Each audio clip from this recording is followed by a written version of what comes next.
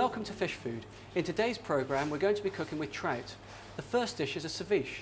It's where the fish is cured in lime juice and tossed with fresh mint and coriander. And the second dish is going to be a whole trout baked in the oven with fresh ginger root, coriander and spring onions. And with me as usual in the kitchen are my three amateur chefs, James, Fiona and Sue. And joining us later will be Susie Atkins, who's going to give us some tips on what to drink with trout. But first I'm off to find out everything there is to know about that magnificent fish, the trout.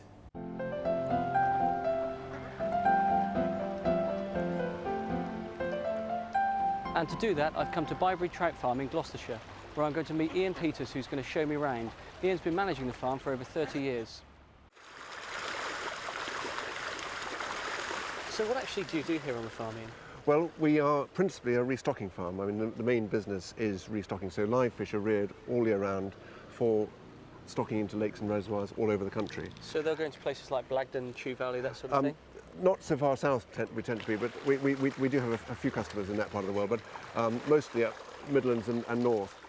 This is I told them that you were coming today, so they've been gathering specially for you. How many fish are in this pond? There are 3,242. And you know as of this morning, yes. And how do you know exactly? Well, did you hear Brian Hanrahan in the Falklands War?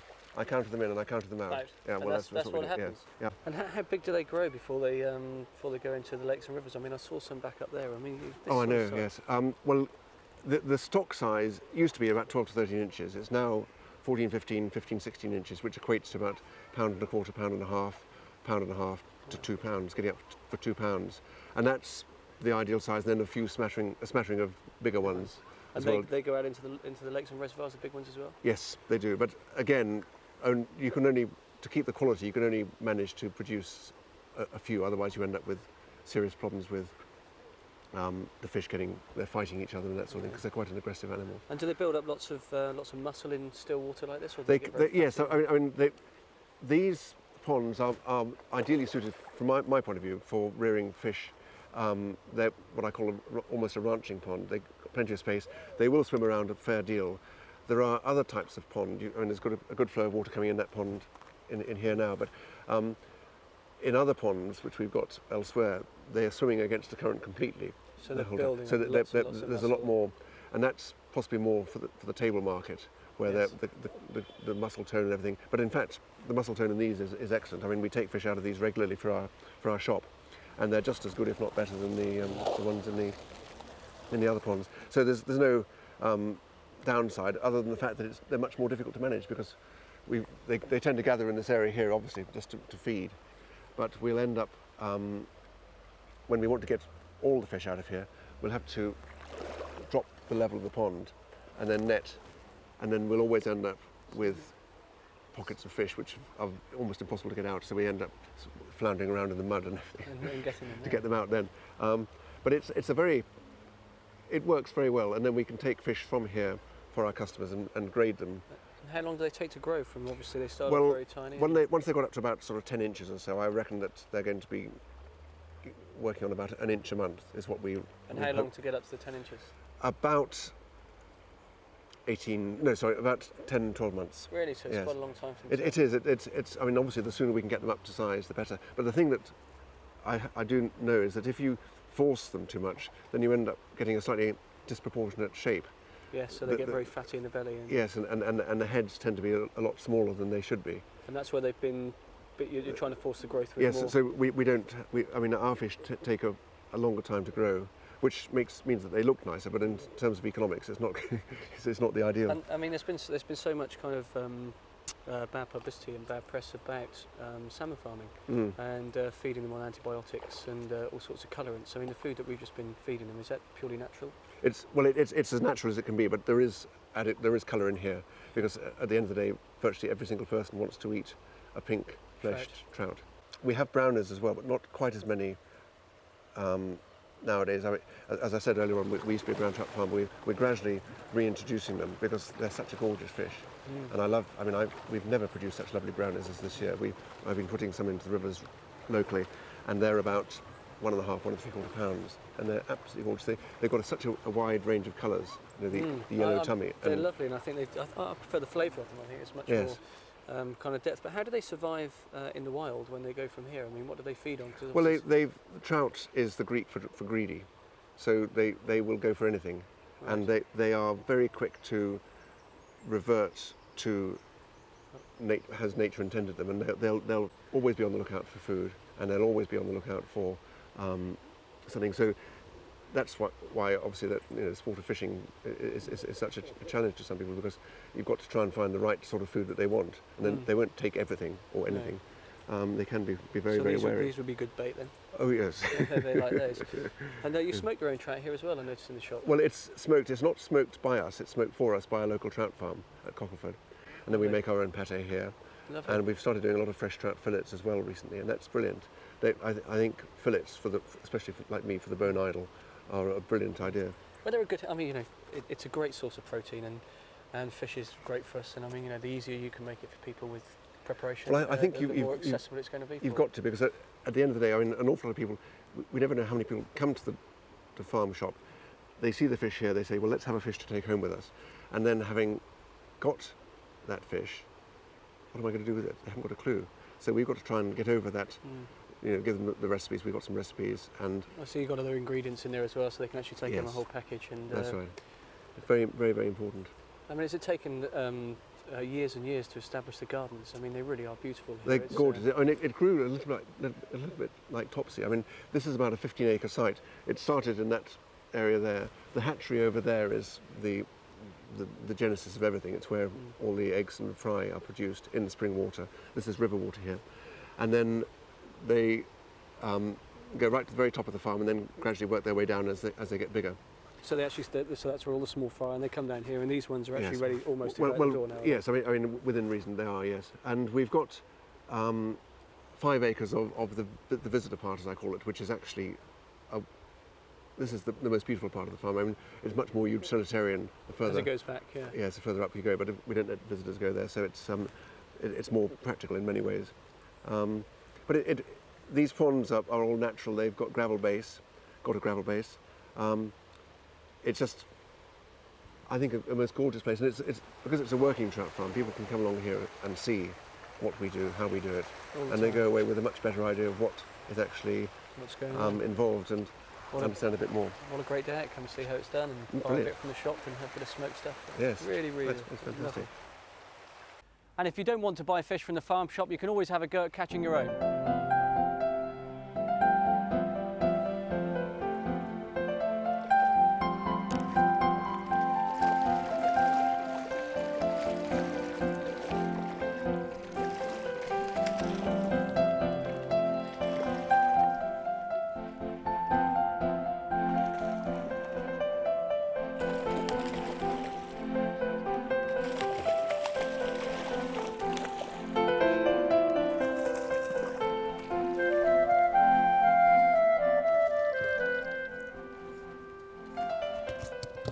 What a beauty.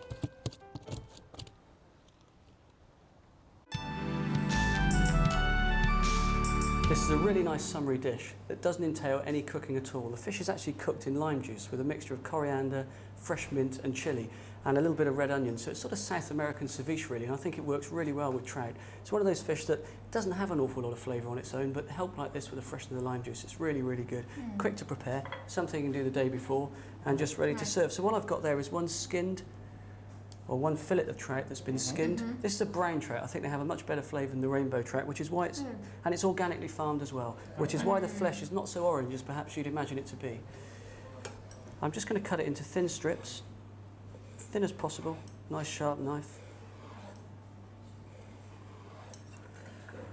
All the way down. So now what I've got is 5 slithers of trout. Okay. I'm going to put them in a bowl with some finely chopped red onion. I've got here a mixture of mint, chilli and coriander. So that's all mixed in there well. And at the moment it's dry, there's nothing in there to actually cure or cook the fish, but the lime juice will do that. So what I'm going to do is to add the juice of a lime. Give it a good squeeze. You want as much juice as you possibly can in there. And when it comes out of the fridge, because it needs to be left for a minimum of about 6 to 7 hours. So something you do in the morning, ready for the afternoon or evening. Is it the acid from the lime that actually cooks It's it? the acid from the lime that actually cooks it, James, and you still get this lovely firm texture. Of course, with mint and coriander, it's lovely and fresh. It's really great, and you get all those flavours going into it. So that's it, all mixed up, ready to go. I'm going to put that into the fridge. And one that's already been marinating is here, and you can see again how that's changed colour. Oh, yeah. Translucent. It looks like it's cooked, which of course is what it is, but you'll find the texture is quite different. I'm going to add a little bit of more herb to freshen it up. I'm not going to use any more lime juice because that would have drawn out. So I'm going to take a little ball of it and I'm going to just put it on a plate. It's nice and simple and colourful. Yeah. And then I've got some small leaves again, which I'm going to dress in olive oil. And a touch of lemon juice. I mean, it's a really good summer lunch. Yes, really yeah. good summer lunch. Crusty bread, maybe. Yeah, just something nice and light, James. I mean, a little ball. Great starter. Yes. Looks colourful. Little ball of herb salad on top of that as well. It's made it nice. And then you've got this juice, which can be spooned around the edge finish it because up. that's a lovely colours.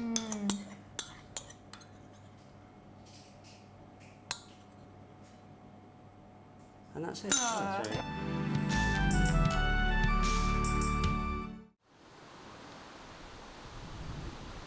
When you're on the Cotswolds, you're never ever far from a river. And I'm motoring down the Thames at the moment with Greg Wheeler, who runs the Cotswold Boat Hire Company. Hello. Hi, Greg. This is a nifty little boat. No sound of an engine or anything. No, What's powering us? it's a little 3 horsepower electric engine. Runs for 7 hours on one charge. Fabulous. And is this the only boat that you have in the fleet? No, we have all sorts. Everything from little rowing boats right up to 6-berth holiday boats. People go away for a week on or a fortnight to London. Lovely. So they can actually get right up into London on the boats. Yes, and then go right up to Teddington. Fantastic. What a really great holiday that must be. Yeah. And plenty of fish in the river, so people come down and fish as well. Oh yeah, there's a lot of fishermen. It's a nice thing to see when you get they bring the pets and the fishing gear and they're going to go away for a fortnight. It's good. And good what to other see. sort of boats do people use? Sort of canoes and that sort of thing? I mean, do people go on rowing holidays? People row. We have a couple of guys last week who rowed to Oxford and Fantastic. did take them 4 days. It was quite good, and went on to Abingdon, and then got picked up from there in the car and did it that way. Well, I mean, even on a day like today, where it's a bit dull and there's a bit of a rain, I mean, it's still such beautiful scenery. And it's Yeah. Very leisurely, nice and relaxing going along That's here. right. There's still people about. There's lots of fishermen. It doesn't just stop because the weather's bad. It continues all the time, and even all the year round as well. There's plenty of activity. Yeah. Yeah, which is fantastic. Well, I've actually come here looking for trout, Greg, Right. and I'm looking for a place where I can go and eat some good local trout. Okay. And where would you recommend? Well, we'll take you to the Trout Inn and see what they can do for you. Fantastic. Look forward to that. Grand job.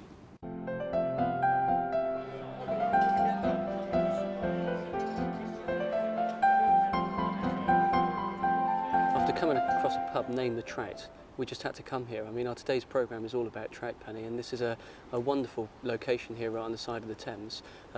Trout is obviously on your menu, Oh yes, we sell a lot of trout.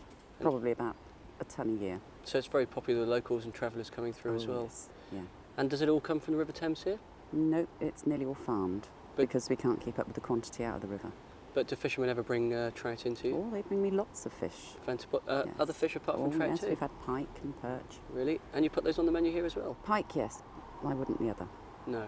And I love all freshwater fish. I think that they're quite delicious. And in the UK we tend not to eat an awful lot of them. No, we don't. It's a shame. It is, yeah. What sort of things do you do with trout?